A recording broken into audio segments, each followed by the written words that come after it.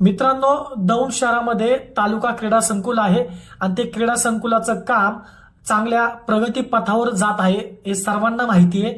आणि त्या ठिकाणी रोज हजारो स्पर्धक असेल, हजारो खेळाडू त्या ठिकाणी सराव करण्यासाठी येत असतात। परंतु अशी एक घटना निदर्शनास आली आहे की त्या तालुका क्रीडा संकुलच्या ठिकाणी लोक आहेत त्या ठिकाणी सराव करण्यासाठी येत असतात। त्यांनी त्या एक फोटो मला सेंड केला आणि सांगितलं की पवन सर, तुम्ही त्या ठिकाणी पहा, ते क्रीडा संकुलचं जे अवस्था आहे, जो बोर्ड आहे तो बोर्ड पूर्णपणे फाटलेला आहे आणि तो बोर्ड पूर्णपणे पडण्याच्या मनस्थितीत आहे।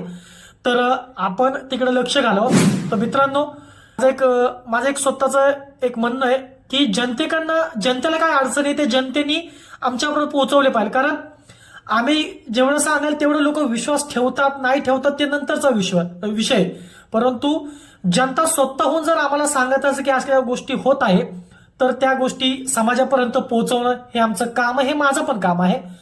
तरी दौंड प्रशासनाला विनंती आहे की तालुका क्रीडा संकुल आहे त्या क्रीडा संकुलाचा जो बोर्ड आहे तो बोर्ड पूर्णपणे फाटलेला आहे आणि जे सराव करण्यासाठी येणारे नागरिक आहे त्यांनीच या बाबतीत माहिती दिलेली आहे की त्या क्रीडा संकुलची जी अवस्था आहे बाहेरची जी बोर्डची ती व्यवस्थित करून